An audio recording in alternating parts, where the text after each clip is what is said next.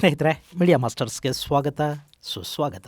ಗೆಳೆಯರೆ, ಬಾಂಗ್ಲಾದೇಶದಲ್ಲಿ ದಿನೇ ದಿನೇ ಪರಿಸ್ಥಿತಿ ಚಿಂತಾಜನಕ ಆಗ್ತಾ ಇದೆ. ಅಲ್ಲಿ ಚುನಾವಣೆಗಳು ನಡೆಸೋದಕ್ಕೆ ಒಂದು ಕಡೆ ಸಿದ್ಧತೆಗಳಾಗ್ತಾ ಇರುವಾಗ ಮತ್ತೊಂದು ಕಡೆ ಅಲ್ಲಿನ ಪ್ರಮುಖ ಪಕ್ಷ ಬಿಎನ್ಪಿಯ ನಾಯಕಿ ಖಲೀದಾ ಜಿಯಾ ತೀವ್ರ ಅಸ್ವಸ್ಥತೆಯ ಕಾರಣಕ್ಕೆ ಆಸ್ಪತ್ರೆಗೆ ದಾಖಲಾಗಿದ್ದಾರೆ. ಇನ್ನು ಶೇಖ್ ಹಸೀನಾ ಪಕ್ಷದ ಪ್ರತಿಭಟನೆಗಳ ಕಾರಣದಿಂದ ಅಲ್ಲಿನ ಪರಿಸ್ಥಿತಿ ಬೂದಿ ಮುಚ್ಚಿದ ಕೆಂಡದ ಹಾಗಿದೆ. ಇದೇ ಸಂದರ್ಭದಲ್ಲಿ ಭಾರತ ಸಿಲಿಗುರಿ ಕಾರಿಡಾರ್ ಅಲ್ಲಿ ಭದ್ರತೆಯನ್ನ ಹೆಚ್ಚು ಮಾಡ್ತಾ ಇದೆ ಮತ್ತು ಅಲ್ಲಿ ಸೇನಾ ನಿಯೋಜನೆಯನ್ನು ಕೂಡ ತೀವ್ರಗೊಳಿಸಿದೆ. ಇದೆಲ್ಲದರ ನಡುವೆ ನಾನಾ ದೇಶಗಳ ಕೋವರ್ಟ್ ಆಪರೇಷನ್ ಕೇಂದ್ರವಾಗಿ ಬದಲಾಗ್ತಾ ಇರೋ ಬಾಂಗ್ಲಾದೇಶದಲ್ಲಿ ಅಪರಿಚಿತರ ಅಬ್ಬರ ಕೂಡ ತೀವ್ರವಾಗ್ತಾ ಇದೆ. ಅಲ್ಲಿ ಮೊನ್ನೆ ಕೂಡ ಒಬ್ಬ ಪಾಕಿಸ್ತಾನಿ ISI ಏಜೆಂಟ್ ಅಪರಿಚಿತರ ಕೈಯಲ್ಲಿ ಅನುಮಾನಾಸ್ಪದವಾಗಿ ಸಾವಿಗೀಡಾಗಿದ್ದಾನೆ. ಇವನ ಸಾವಿನೊಂದಿಗೆ ಕಳೆದ 4 ತಿಂಗಳಲ್ಲಿ ಅಲ್ಲಿ ಸಾವಿಗೀಡಾದ ಪಾಕಿಸ್ತಾನಿ ಏಜೆಂಟರ ಸಂಖ್ಯೆ 8ಕ್ಕೆ ಏರಿಕೆ ಆಗ್ತಾ ಇದೆ. ಅಮೆರಿಕದ ಸುಮಾರು 17 ಮಂದಿ ಅಲ್ಲಿ ಸಾವಿಗೀಡಾಗಿದ್ದಾರೆ ಅನ್ನೋ ಮಾಹಿತಿಗಳು ಕೂಡ ಹೊರಬೀಳ್ತಾ ಇವೆ. ಹಾಗಾದ್ರೆ ಬಾಂಗ್ಲಾದೇಶದಲ್ಲಿ ಏನಾಗ್ತಾ ಇದೆ, ಬನ್ನಿ ನೋಡೋಣ. ಗೆಳೆಯರೆ, ಬಾಂಗ್ಲಾದಲ್ಲಿ ಶೇಖ್ ಹಸೀನಾ ಸರ್ಕಾರ ಪತನವಾದ ನಂತರ ಭಾರತ ವಿರೋಧಿ ಕೃತ್ಯಗಳಲ್ಲಿ ತೀವ್ರವಾಗ್ತಾ ಹೋಗ್ತಾ ಇವೆ. ಬಾಂಗ್ಲಾದ ತಾತ್ಕಾಲಿಕ ಸರ್ಕಾರದ ಮುಖ್ಯಸ್ಥ ನೋಬಲ್ ಯೂನಸ್ ಖುದ್ದು ಭಾರತ ವಿರೋಧಿ ಇದ್ದಾನೆ ಮತ್ತು ಅವನನ್ನಲ್ಲಿಗೆ ಕರ್ಕೊಂಡು ಹೋಗಿ ಕೂಡಿಸಿದ್ದೆ ಅಮೆರಿಕದ ಡೀಪ್ ಸ್ಟೇಟ್. ಹೀಗಾಗಿ ಯೂನಸ್ ಬಾಂಗ್ಲಾದೇಶದಲ್ಲಿ ಅಮೆರಿಕದ ಪಟ್ಟಭದ್ರ ಹಿತಾಸಕ್ತಿಗಳು ಏನು ಬಯಸುತ್ತೋ ಅದನ್ನ ಮಾಡ್ತಾ ಹೋಗ್ತಾ ಇದ್ದಾನೆ. ಅಲ್ಲಿ ಪಾಕಿಸ್ತಾನದ ಹೆಜ್ಜೆಯ ಗುರುತುಗಳು ಕೂಡ ಇತ್ತೀಚೆಗೆ ತೀವ್ರವಾಗ್ತಾ ಹೋಗ್ತಾ ಇವೆ. ಪಾಕಿಸ್ತಾನಿ ರಾಜತಾಂತ್ರಿಕರಿಗೆ ವೀಸಾ ರಹಿತ ಆಗಮನಕ್ಕೆ ಬಾಂಗ್ಲಾ ಅವಕಾಶವನ್ನು ಕೊಟ್ಟಿದೆ. ಬಾಂಗ್ಲಾದೇಶಕ್ಕೆ ಪಾಕಿಸ್ತಾನದ ಯುದ್ಧ ನೌಕೆಗಳು, ಪಾಕಿಸ್ತಾನದ ಸೇನಾಧಿಕಾರಿಗಳು ಪದೇ ಪದೇ ಬಂದು ಹೋಗಿ ಮಾಡ್ತಾ ಇದ್ದಾರೆ. ಪಾಕಿಸ್ತಾನದ ಜೊತೆಗೆ ವ್ಯಾಪಾರ ಹಾಗೂ ಸಾಂಸ್ಕೃತಿಕ ಸಂಬಂಧಗಳನ್ನು ಬಾಂಗ್ಲಾ ಗಟ್ಟಿ ಮಾಡ್ಕೋತಾ ಇದೆ.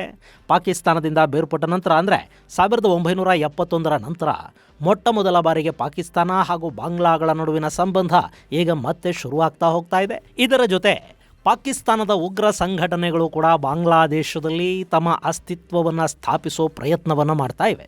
ಹಾಗೆ ಬಾಂಗ್ಲಾದೇಶ ಚೈನಾದಿಂದ ಆಯುಧ ಖರೀದಿ ಮಾಡ್ತಾ ಇದೆ, ಟರ್ಕಿಯಿಂದ ಡ್ರೋನ್ಗಳನ್ನು ಖರೀದಿ ಮಾಡ್ತಾ ಇದೆ. ಅಲ್ಲಿ ಡ್ರೋನ್ ಕಾರ್ಖಾನೆಗಳನ್ನು ಸ್ಥಾಪಿಸೋ ಬಗ್ಗೆ ಕೂಡ ಟರ್ಕಿ ಯೋಚಿಸ್ತಾ ಇದೆ. ಇದೆಲ್ಲ ಭಾರತದ ದೃಷ್ಟಿಯಿಂದ ಯಾವ ಆಂಗಲ್ ಅಲ್ಲೂ ಒಳ್ಳೆಯ ಬೆಳವಣಿಗೆ ಅಲ್ಲ. ಇದು ಇಷ್ಟಕ್ಕೆ ನಿಲ್ತಾ ಇಲ್ಲ. ಬಾಂಗ್ಲಾದೇಶದಲ್ಲಿ ಅಮೆರಿಕದ ನೆರಳು ಕೂಡ ಹೆಚ್ಚಾಗ್ತಾ ಹೋಗ್ತಾ ಇದೆ. ಈ ಹಿಂದೆ ಶೇಖ್ ಹಸೀನಾ ಇದ್ದಾಗಲೇ ಅಮೆರಿಕ ಬಾಂಗ್ಲಾದಲ್ಲಿ ತನಗೊಂದು ನೆಲೆ ಮಾಡಿಕೊಳ್ಳೋದಕ್ಕೆ ಅವಕಾಶವನ್ನು ಕೇಳಿತ್ತು. ಚಿತ್ತಗಾಂಗ್ ಸಮೀಪ ಅಂದರೆ ಮ್ಯಾನ್ಮಾರ್ ಗಡಿಯನ್ನು ಸಂಪರ್ಕಿಸೋ ಹಾಗೆ ಒಂದು ಬೇಸ್ಗಾಗಿ ಅವರು ಅವಕಾಶವನ್ನು ಕೇಳಿದ್ರಂತೆ. ಅದು ಸಾಧ್ಯವಾಗದೇ ಇದ್ದರೆ ಸೇಂಟ್ ಮಾರ್ಟಿನ್ಸ್ ಐಲ್ಯಾಂಡಲ್ಲಿ ನೌಕಾನೆಲೆ ಮಾಡಿಕೊಳ್ಳೋದಕ್ಕೆ ಅಮೆರಿಕ ಅವಕಾಶವನ್ನು ಕೇಳ್ತಾ ಇದೆ ಅನ್ನೋ ಮಾತನ್ನು ಈ ಹಿಂದೆ ಖುದ್ದು ಹಸೀನಾನೇ ಹೇಳಿದರು. ಆದರೆ ಚೈನಾ, ಭಾರತ ಮತ್ತು ರಷ್ಯಾಗಳ ಜೊತೆ ಉತ್ತಮ ಸಂಬಂಧ ಇಟ್ಕೊಂಡಿದ್ದ ಹಸೀನಾ ಅಮೆರಿಕದ ಬೇಡಿಕೆಯನ್ನು ಮನ್ನಿಸಲಿಲ್ಲ. ಇದು ಮುಂದೆ ತಮ್ಮ ಅಧಿಕಾರವನ್ನು ಕಿತ್ಕೊಳ್ಳೋ ಮಟ್ಟಕ್ಕೆ ಬರಬಹುದು ಅನ್ನೋ ಮಾತುಗಳನ್ನು ಕೂಡ ಹಸೀನಾ ಅವತ್ತೇ ಹೇಳಿದ್ರು. ಆಕೆ ಹೇಳಿದ ಹಾಗೆ ಕೆಲವೇ ತಿಂಗಳಲ್ಲಿ ಹಸೀನಾ ಸರ್ಕಾರ ಅಲ್ಲಿ ಪತನ ಆಯಿತು. ಅಲ್ಲಿಗೆ ಯೂನಸ್ನನ್ನ ತಂದು ಕೂಡಿಸಲಾಯಿತು. ಇಷ್ಟಾದ ಮೇಲೆ ಅಮೆರಿಕ ತನಗೇನು ಬೇಕೋ ಅದನ್ನ ಅಲ್ಲಿಂದ ತಗೊಳ್ಳೋ ಪ್ರಯತ್ನವನ್ನು ಮಾಡದೇ ಇರುತ್ತಾ ಚಿತ್ತಗಾಂಗ್ ಅಲ್ಲಿ ಅಮೆರಿಕದ ಅಧಿಕಾರಿಗಳು ಕಾಣಿಸ್ಕೊಳ್ಳೋದಕ್ಕೆ ಶುರು ಮಾಡಿದ್ರು. ಬಾಂಗ್ಲಾದೇಶದ ರಾಷ್ಟ್ರೀಯ ಭದ್ರತಾ ಸಲಹೆಗಾರನನ್ನು ಕೂಡ ಅಮೆರಿಕಾನೇ ಕಳುಹಿಸಿಕೊಡ್ತು. ಅಲ್ಲಿಂದ ಪಕ್ಕದ ಮ್ಯಾನ್ಮಾರ್ನಲ್ಲಿನ ಸೇನಾಡಳಿತದ ವಿರುದ್ಧ ಹೋರಾಟ ಮಾಡ್ತಾ ಇರೋ ಬಂಡುಕೋರ ಪಡೆಗಳಿಗೆ ಆಯುಧ, ಹಣಕಾಸಿನ ನೆರವನ್ನು ಅಮೆರಿಕ ಬಾಂಗ್ಲಾದ ಮೂಲಕ ಕೊಡಿಸೋದಕ್ಕೆ ಶುರು ಮಾಡಿತು. ಚಿತ್ತಗಾಂಗ್ನಿಂದ ಒಂದು ಮ್ಯಾನ್ಮಾರ್ ಕಾರಿಡಾರ್ ಶುರು ಮಾಡೋ ಕೆಲಸ ನಡೀತು. ಹಾಗೆ ಸೇಂಟ್ ಮಾರ್ಟಿನ್ಸ್ ಐಲ್ಯಾಂಡ್ಗೆ ಬಾಂಗ್ಲಾದೇಶ ಪ್ರವಾಸಿಗರನ್ನು ನಿರ್ಬಂಧಿಸ್ತಾ ಹೋಯಿತು. ಅದಕ್ಕೆ ಅವರು ಅಲ್ಲಿ ಪ್ರಕೃತಿಯನ್ನು ಕಾಪಾಡೋ ಪ್ರಯತ್ನ ಅನ್ನೋ ಕಾರಣವನ್ನು ಕೊಡ್ತಾ ಹೋದ್ರು. ಆದರೆ ಅಲ್ಲಿ ಅಮೆರಿಕದ ಯುದ್ಧ ನೌಕೆಗಳು, ಅಧಿಕಾರಿಗಳು ಬಂದು ಹೋಗೋದು ಹೆಚ್ಚಾಗ್ತಾ ಇತ್ತು. ಇನ್ನು ಟರ್ಕಿ ಕೂಡ ಬಾಂಗ್ಲಾದೇಶದಲ್ಲಿ ದೊಡ್ಡ ಮಟ್ಟದಲ್ಲಿ ತನ್ನ ಪ್ರಭಾವವನ್ನು ಬೆಳೆಸಿಕೊಳ್ಳುವ ಪ್ರಯತ್ನವನ್ನು ಆರಂಭ ಮಾಡಿತು. ಗೆಳೆಯರೆ, ಬಾಂಗ್ಲಾದೇಶ ಅನ್ನೋದು ಭಾರತದ ಜೊತೆ ಗಡಿ ಹಂಚಿಕೊಳ್ಳೋದು ಮಾತ್ರ ಅಲ್ಲ, ಅದು ಭಾರತದ ಒಳಗೆ ಇದೆ. ನಮ್ಮ ಈಶಾನ್ಯ ರಾಜ್ಯಗಳನ್ನ ನಾವು ಸಂಪರ್ಕಿಸಬೇಕು ಅಂದ್ರೆ ನಮಗಿಲ್ಲಿರೋದು 3 ಮಾರ್ಗಗಳು. ಒಂದು, ಬಾಂಗ್ಲಾದೇಶ ಹಾಗೂ ನೇಪಾಳದ ನಡುವೆ ಇರೋ ಈ ಪುಟ್ಟ ಹಾದಿ ಸಿಲಿಗುರಿ ಕಾರಿಡಾರ್ ಮೂಲಕ ನಾವು ನಮ್ಮ ಈಶಾನ್ಯ ರಾಜ್ಯಗಳನ್ನು ತಲುಪಬೇಕು, ಅಥವಾ ಬಾಂಗ್ಲಾದೇಶದ ಮೂಲಕ ನಾವು ಈಶಾನ್ಯ ರಾಜ್ಯಗಳನ್ನು ಸಂಪರ್ಕಿಸಬೇಕು. ಈ ಎರಡೂ ಅಲ್ಲದೆ ಇದ್ರೆ ಬಂಗಾಳ ಕೊಲ್ಲಿಯ ಮೂಲಕ ಮ್ಯಾನ್ಮಾರ್ಗೆ ಹೋಗಿ ಅಲ್ಲಿಂದ ಭೂಮಾರ್ಗದ ಮೂಲಕ ಮಿಜೋರಾಂ ಅನ್ನು ತಲುಪಬೇಕು. ಇಲ್ಲಿ ಈ ಸಿಲಿಗುರಿ ಕಾರಿಡಾರ್ ಇದೆಯಲ್ಲ, ಇದನ್ನು ಚಿಕನ್ ನೆಕ್ ಅಂತ ಕೂಡ ಕರೀತಾರೆ. ಬರೀ 22 ಕಿಲೋಮೀಟರ್ ಅಗಲದ ಪಟ್ಟಿ ಇದು. ಈ ಸಿಲಿಗುರಿ ಕಾರಿಡಾರ್ ಬಳಿ ಕೂಡ ಬಾಂಗ್ಲಾದೇಶ ಪಾಕಿಸ್ತಾನಿ ಚಟುವಟಿಕೆಗಳನ್ನು ಹೆಚ್ಚು ಮಾಡೋ ಪ್ರಯತ್ನವನ್ನು ಶುರು ಮಾಡ್ತು ಮತ್ತು ಇಲ್ಲಿಂದ ವಿಪರೀತ ಪ್ರಮಾಣದಲ್ಲಿ ಅಕ್ರಮ ವಲಸೆಗಳು, ಸ್ಮಗ್ಲಿಂಗ್ ಆಗೋದಕ್ಕೆ ಶುರುವಾಯಿತು. ಇದು ಭಾರತದ ಪಾಲಿಗೆ ಈಗ ಅತ್ಯಂತ ಸೂಕ್ಷ್ಮ ಗಡಿ ಪ್ರದೇಶ ಅನ್ನಿಸ್ಕೊಳ್ಳುತ್ತೆ. ಈ ಸಿಲಿಗುರಿ ಕಾರಿಡಾರ್ ಡಿಸ್ಟರ್ಬ್ ಆದ್ರೆ ಭಾರತ ಈಶಾನ್ಯದ ಜೊತೆಗಿನ ಭೂಮಾರ್ಗವನ್ನು ಕಳ್ಕೋಬೇಕಾಗಿ ಬರುತ್ತೆ. ಗೆಳೆಯರೆ, ಚೈನಾಗೆ ಭಾರತದ ಜೊತೆ ಶತ್ರುತ್ವ ಇದೆ. ಪಾಕಿಸ್ತಾನ ಭಾರತದ ವಿರುದ್ಧ ಭಯೋತ್ಪಾದನೆಯನ್ನ ಮಾಡ್ತಲೇ ಇರುತ್ತೆ ಮತ್ತು ಅದಕ್ಕೆ ಭಾರತ ಪ್ರತೀಕಾರವನ್ನು ಹೇಳೋದಕ್ಕೆ ಮೊನ್ನೆ ಆಪರೇಷನ್ ಸಿಂಧೂರ್ ಮಾಡ್ತು, ಮತ್ತೊಂದು ಆಪರೇಷನ್ ನಡೆಯೋ ಲಕ್ಷಣಗಳು ಇವೆ.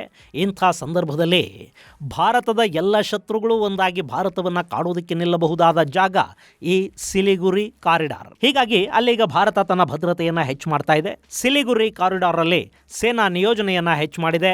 ಅಲ್ಲಿ ಹೆಚ್ಚುವರಿ ಸೇನಾ ನೆಲೆಗಳನ್ನು ಮಾಡಲಾಗಿದೆ. ಈ ಮೂಲಕ ಸಿಲಿಗುರಿ ಕಾರಿಡಾರ್ ಅನ್ನು ಕಾಪಾಡಿಕೊಳ್ಳೋದು ಮಾತ್ರ ಅಲ್ಲ, ಅದನ್ನು ಅವಕಾಶ ಸಿಕ್ಕರೆ ವಿಸ್ತರಿಸಿಕೊಳ್ಳುವ ಪ್ರಯತ್ನವನ್ನು ಕೂಡ ಭಾರತ ಮಾಡ್ತಾ ಇದೆ. ಮತ್ತೊಂದು ಕಡೆ ಬಾಂಗ್ಲಾದೇಶದಲ್ಲಿ ಅಪರಿಚಿತರ ಅಬ್ಬರ ಕೂಡ ಕಳೆದ 4 ತಿಂಗಳಲ್ಲಿ ವಿಪರೀತವಾಗಿ ಕಾಣಿಸ್ಕೊಳ್ತಾ ಇದೆ. ಗೆಳೆಯರೆ, ಪಾಕಿಸ್ತಾನದಲ್ಲಿ ಅಪರಿಚಿತರು ಮಾಡ್ತಾ ಇರೋ ಕೆಲಸಗಳು ನಿಮಗೆ ಗೊತ್ತಿವೆ. ಅಲ್ಲಿ ಸಿಂಪಲ್ ಆಗಿ ಹೋಗ್ತಾರೆ, ಯಾರು ಬೇಕೋ ಅವರನ್ನು ಹುಡುಕ್ತಾರೆ, 2 ಬುಲೆಟ್ಗಳು ಮತ್ತು 1 ಹೂರು ಟಿಕೆಟ್ ಅಷ್ಟೇ. ಅದರ ಪರಿಣಾಮ ಅಲ್ಲಿ ಉಗ್ರರು ಸೇನೆಯ ರಕ್ಷಣೆ ಪಡ್ಕೊಂಡು ಬಾಡಿಗಾರ್ಡ್ಗಳನ್ನು ಇಟ್ಕೊಂಡು ISI ನಿಗಾವಣೆಯಲ್ಲಿ ಬದುಕಬೇಕಾದ ಪರಿಸ್ಥಿತಿ ನಿರ್ಮಾಣ ಆಗಿದೆ. ಹಾಗೆ ಸೇನಾ ಶಿಬಿರಗಳಿಗೆ, ಸೇನೆಯ ಪ್ರಧಾನ ಕಚೇರಿಗಳಿಗೆ ಕೂಡ ಅಪರಿಚಿತ ಬಂದೂಕುಧಾರಿಗಳು ನುಗ್ಗುತ್ತಾ ಇದ್ದಾರೆ. ಈಗ ಅದೇ ಥರದ ಅಪರಿಚಿತರ ಕಾರ್ಯಾಚರಣೆ ಬಾಂಗ್ಲಾದೇಶದಲ್ಲಿ ಕೂಡ ಆರಂಭವಾದ ಕಾಣ್ತಾ ಇದೆ. ಸ್ನೇಹಿತರೆ, ಬಾಂಗ್ಲಾದೇಶ ಅನ್ನೋದು ಇವತ್ತು ಅರಾಜಕತೆಯ ಕೇಂದ್ರ. ಹಾಗೆ ಅಲ್ಲಿ ನಾನಾ ದೇಶಗಳ ಏಜೆನ್ಸಿಗಳು ತಮ್ಮ ಕಾರ್ಯಚಟುವಟಿಕೆಗಳನ್ನು ಮಾಡೋದಕ್ಕೆ ಶುರು ಮಾಡಿವೆ. ಅಲ್ಲಿ Russia, China, Pakistan, Turkey, America ಹೀಗೆ ನಾನಾ ದೇಶಗಳ ಏಜೆನ್ಸಿಗಳು ಕೆಲಸ ಮಾಡ್ತಾ ಇದ್ದ ಮೇಲೆ ಅಲ್ಲಿಗೆ ಹೋಗದೆ ಇರೋದಕ್ಕೆ ಸಾಧ್ಯ ಆಗುತ್ತಾ?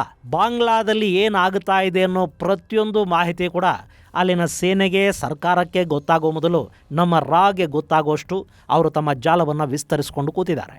ಇದೇ ಸಂದರ್ಭದಲ್ಲಿ ಬಾಂಗ್ಲಾದೇಶದಲ್ಲಿ ವಿದೇಶಿ ಏಜೆಂಟರು ಅತ್ಯಂತ ಅನುಮಾನಾಸ್ಪದವಾಗಿ ಸಾವಿಗೀಡಾಗ್ತಾ ಹೋಗ್ತಾ ಇದ್ದಾರೆ. ಸ್ನೇಹಿತರೆ, ಅಲ್ಲಿ ಕಳೆದ ಆಗಸ್ಟ್ ತಿಂಗಳಿಂದ ಸೆಪ್ಟೆಂಬರ್ ಅಂತ್ಯದವರೆಗೆ ಸುಮಾರು 17 ಮಂದಿ ಅಮೆರಿಕನ್ ಏಜೆಂಟರು ಸಾವಿಗೀಡಾಗಿದ್ದಾರೆ ಅನ್ನೋ ಭಯಾನಕ ಮಾಹಿತಿಗಳು ಹೊರಬೀಳ್ತಾ ಇವೆ. ನಿಮಗೊಂದು ನೆನಪಿರಬೇಕು, ಢಾಕಾದ ವೆಸ್ಟಿನ್ ಹೋಟೆಲ್ನಲ್ಲಿ ಅಮೆರಿಕದ ಸ್ಪೆಷಲ್ ಫೋರ್ಸ್ನ ಅಧಿಕಾರಿ ಟೆರೆನ್ಸ್ ಜಾಕ್ಸನ್ ಅತ್ಯಂತ ಅನುಮಾನಾಸ್ಪದವಾಗಿ ಸಾವಿಗೀಡಾದ. ಈ ಜಾಕ್ಸನ್ CIAಗಾಗಿ ಕೆಲಸ ಮಾಡ್ತಾ ಇದ್ದ. ಅಮೆರಿಕದ ಸ್ಪೆಷಲ್ ಫೋರ್ಸ್ನ ಅಧಿಕಾರಿಗಳನ್ನು ಸಾಮಾನ್ಯವಾಗಿ ಕೋರ್ಟ್ ಆಪರೇಷನ್ಗಳನ್ನು ಮಾಡೋದಕ್ಕೆ ನಾನಾ ದೇಶಗಳಿಗೆ ಕಳುಹಿಸಿಕೊಡಲಾಗುತ್ತೆ. ಇವನು ಕೂಡ ಹಾಗೇ ಬಾಂಗ್ಲಾದೇಶಕ್ಕೆ ಬಂದಿದ್ದ. ಆದರೆ ಇವನು ಯಾಕೆ ಅಲ್ಲಿಗೆ ಬಂದಿದ್ದ, ಯಾವ ಕಾರ್ಯಾಚರಣೆಯ ಹೊಣೆ ಹೊತ್ತು ಬಂದಿದ್ದ ಅನ್ನೋದರ ಬಗ್ಗೆ ಸ್ಪಷ್ಟವಾದ ಮಾಹಿತಿಯನ್ನು ಅಮೆರಿಕ ಆಗಲಿ ಬಾಂಗ್ಲಾದೇಶ ಆಗಲಿ ಕೊಡಲಿಲ್ಲ. ಜಾಕ್ಸನ್ ಢಾಕಾದ ಹೋಟೆಲಲ್ಲಿ ಅನುಮಾನಾಸ್ಪದವಾಗಿ ಸಾವಿಗೀಡಾದ ಅಷ್ಟೇ. ಈ ಸಾವು ಸಂಭವಿಸಿದ ಸಮಯ ಹಾಗೂ ಮೋದಿ ಚೈನಾ ಪ್ರವಾಸ ಮಾಡ್ತಾ ಇದ್ದ ಸಮಯ 2 ಹೊಂದಾಣಿಕೆ ಆಗ್ತಾ ಇದ್ವು. ಹೀಗಾಗಿ ಅಮೆರಿಕ ಭಾರತದ ಪ್ರಧಾನಿಯನ್ನು ಚೈನಾದಲ್ಲಿ ಕೊಲೆ ಮಾಡಿಸೋದಕ್ಕೆ ಬಾಂಗ್ಲಾದೇಶದಲ್ಲಿ ಪ್ಲ್ಯಾನ್ ಮಾಡಿತ್ತು. ಅದನ್ನು ಹಾಗೂ ರಷ್ಯಾದ ಏಜೆಂಟರು ಸೇರಿ ವಿಫಲಗೊಳಿಸಿದರು ಅನ್ನೋ ಸುದ್ದಿಗಳು ಬಂತು. ಆದರೆ ಅದರ ಹಿಂದಿನ ಸತ್ಯ ಏನು ಅನ್ನೋದು ಆ ದೇವರಿಗೆ ಮಾತ್ರ ಗೊತ್ತಾಗಬೇಕು. ಇನ್ನು ವೆಸ್ಟಿನ್ ಹೋಟೆಲಲ್ಲಿ ಜಾಕ್ಸನ್ ಒಬ್ಬನೇ ಸಾವಿಗೀಡಾಗಲಿಲ್ಲ. ಅಲ್ಲಿ ಜಾಕ್ಸನ್ನ ನಂತರ ಇನ್ನೂ 3 ಹೆಣವಾದರು. ಅದರಲ್ಲಿ ಒಬ್ಬ ಸ್ವಿಮ್ಮಿಂಗ್ ಪೂಲಲ್ಲಿ ಹೆಣವಾಗಿ ಸಿಕ್ಕಿದ್ದ. ಅಲ್ಲಿ ಸತ್ತ 4 ಜನ ಅಮೆರಿಕನ್ನರೇ ಆಗಿದ್ರು. ಆ ನಂತರ ಸೆಪ್ಟೆಂಬರಲ್ಲಿ ಕಾಕ್ಸ್ ಬಜಾರಲ್ಲಿ 4 ಅಮೆರಿಕನ್ನರು ಅನುಮಾನಾಸ್ಪದವಾಗಿ ಸಾವಿಗೀಡಾದರು. ಸೇಂಟ್ ಮಾರ್ಟಿನ್ಸ್ ದ್ವೀಪದಲ್ಲಿ ಒಬ್ಬ ಅಮೆರಿಕನ್ನ ಹೆಣ ಸಿಕ್ತು. ಚಿಟಗಾಂಗಲ್ಲಿ 3 ಜನ ಅಮೆರಿಕನ್ನರು ಹೆಣವಾದರು. ಹೀಗೆ ಬಾಂಗ್ಲಾದಲ್ಲಿ ಆಗಸ್ಟ್ನಿಂದ ಇಲ್ಲಿವರೆಗೆ ಸುಮಾರು 17 ಮಂದಿ ಅಮೆರಿಕನ್ನರು ಸಾವಿಗೀಡಾಗಿದ್ದಾರೆ ಅಂತ ವಿವಿಧ ವರದಿಗಳು ಹೇಳ್ತಾ ಇವೆ. ಈ ಸಾವುಗಳ ಹಿನ್ನೆಲೆಯಲ್ಲಿ ಅಲ್ಲಿ ಕೆಲಸ ಮಾಡ್ತಾ ಇದ್ದ ಮತ್ತೆ ಕೆಲ ಅಮೆರಿಕನ್ ಏಜೆಂಟರು ಅಲ್ಲಿಂದ ವಾಪಸ್ಸು ಹೋಗಿದ್ದಾರೆ ಅನ್ನೋ ಸುದ್ದಿಗಳು ಬರ್ತಾ ಇವೆ. ಇನ್ನು ವೆಸ್ಟಿನ್ನಲ್ಲಿ ಜಾನ್ಸನ್ ಸಾವಿಗೀಡಾದ ಬೆನ್ನಲ್ಲೇ ಢಾಕಾದ ಶೆರಟಾನ್ನಲ್ಲಿ ಪಾಕಿಸ್ತಾನಿ ISI ಏಜೆಂಟ್ ಒಬ್ಬ ಅನುಮಾನಾಸ್ಪದವಾಗಿ ಸಾವಿಗೀಡಾಗ್ತಾನೆ. ಅವನನ್ನು ಯಾರು, ಯಾಕೆ, ಹೇಗೆ ಒಂದು ಗೊತ್ತಾಗೋದಿಲ್ಲ. ಹಾಗೆ ಚಿತ್ತಗಾಂಗಲ್ಲಿ ಪಾಕಿಸ್ತಾನ ಮೂಲದ NGOಗಾಗಿ ಕೆಲಸ ಮಾಡ್ತಾ ಇದ್ರು ಅಂತ ಹೇಳಲಾಗುವ 5 ಮಂದಿ ಅನುಮಾನಾಸ್ಪದವಾಗಿ ಸಾವಿಗೀಡಾಗ್ತಾರೆ. ಅವು ಕೂಡ ಅತ್ಯಂತ ಸಂಶಯಾಸ್ಪದ ಸಾವುಗಳೇ. ಈಗ ಢಾಕಾದ ಗುಲ್ಶನ್ನ ಸ್ಟಾರ್ ಹೋಟೆಲ್ ಒಂದರಲ್ಲಿ ಅಹಮದ್ ಖಾನ್ ಅನ್ನೋ 38 ವರ್ಷದ ಪಾಕಿಸ್ತಾನಿ ಅನುಮಾನಾಸ್ಪದವಾಗಿ ಹೆಣವಾಗಿದ್ದಾನೆ ಅನ್ನೋ ಸುದ್ದಿಗಳು ಬರ್ತಾ ಇವೆ. ಇವನು ISI ಏಜೆಂಟ್ ಅಂತ ಹೇಳಲಾಗ್ತಾ ಇದೆ. ಇಲ್ಲೂ ಅಷ್ಟೇ, ಅವನ ಸಾವಿಗೆ ನಿಖರ ಕಾರಣಗಳು ಗೊತ್ತಾಗ್ತಾ ಇಲ್ಲ. ಗೆಳೆಯರೆ, ಅಲ್ಲಿ ಕೆಲವರನ್ನು ಗುಂಡಿಟ್ಟು ಕೊಲೆ ಮಾಡಲಾಗಿದೆ, ಮತ್ತೆ ಕೆಲವರು ವಿಷಪ್ರಾಶನದಿಂದ ಸಾವಿಗೀಡಾಗಿದ್ದಾರೆ. ಆದರೆ ಯಾವ ಪ್ರಕರಣದಲ್ಲೂ ಕೂಡ ಕೊಂದವರು ಯಾರು ಅನ್ನೋದು ಗೊತ್ತಾಗ್ತಾ ಇಲ್ಲ. ಅಲ್ಲಿ ಬಾಂಗ್ಲಾದೇಶದ ಸರ್ಕಾರಕ್ಕೆ ಗಲಭೆಗಳನ್ನು ನಿಯಂತ್ರಿಸೋದಕ್ಕೆ, ಕಾನೂನು ಸುವ್ಯವಸ್ಥೆಗಳನ್ನು ಕಾಪಾಡೋದಕ್ಕೆ ಸಾಧ್ಯ ಆಗ್ತಾ ಇಲ್ಲ. ಇನ್ನವರು ಈ ಅನುಮಾನಾಸ್ಪದ ಸಾವುಗಳನ್ನು, ಕೋರ್ಟ್ ಆಪರೇಷನ್ಗಳನ್ನು ಹೇಗೆ ತಾನೇ ಪತ್ತೆ ಮಾಡ್ತಾರೆ, ಹೇಗೆ ತಾನೇ ತಡಿತಾರೆ? ಹಾಗಾದ್ರಲ್ಲಿ ಶತ್ರು ಸಂಹಾರ ಮಾಡ್ತಾ ಇರೋದು ಭಾರತದ ರಾನ ಗೊತ್ತಿಲ್ಲ. ನಮ್ಮವರು ಕೊಲ್ಲೋದಿಕ್ಕೆ ಹೋಗೋದಿಲ್ಲ ಅಂಥ ಜನ ನಾವೆಲ್ಲ. ಯಾಕೆ ಅಂದರೆ ನಮ್ಮದು ಬುದ್ಧನ ನಾಡು, ಗಾಂಧೀಜಿಯ ಜಾಡು. ಆದರೆ ಭಾರತದ ನೆರೆಯಲ್ಲಿ ಕೂತು ಭಾರತದ ವಿರುದ್ಧ ಷಡ್ಯಂತ್ರ ಮಾಡಬಹುದಾದ, ಭಾರತಕ್ಕೆ ಅಪಾಯ ಉಂಟು ಮಾಡಬಹುದಾದ ಶಕ್ತಿಗಳು ಬಾಂಗ್ಲಾದಲ್ಲಿ ಅನುಮಾನಾಸ್ಪದವಾಗಿ ಸಾವಿಗೀಡಾಗ್ತಾ ಇವೆ ಅನ್ನೋದಷ್ಟೇ ಇಲ್ಲಿ ಸತ್ಯ. ಇದು ಗೆಳೆಯರೆ ಬಾಂಗ್ಲಾದಲ್ಲಿ ಆಗ್ತಾ ಇರುವ ಆಪರೇಷನ್ ಅನ್ನೋನ್ ಕುರಿತಾದ ಒಂದಷ್ಟು ಮಾಹಿತಿ. ಮುಂದಿನ ಸಂಚಿಕೆಯಲ್ಲಿ ಮತ್ತಷ್ಟು ವಿಶೇಷಗಳ ಜೊತೆ ಮತ್ತೆ ಭೇಟಿಯಾಗೋಣ. ಅಲ್ಲಿವರೆಗೆ ಜೈ ಹಿಂದ್, ಜೈ ಕರ್ನಾಟಕ.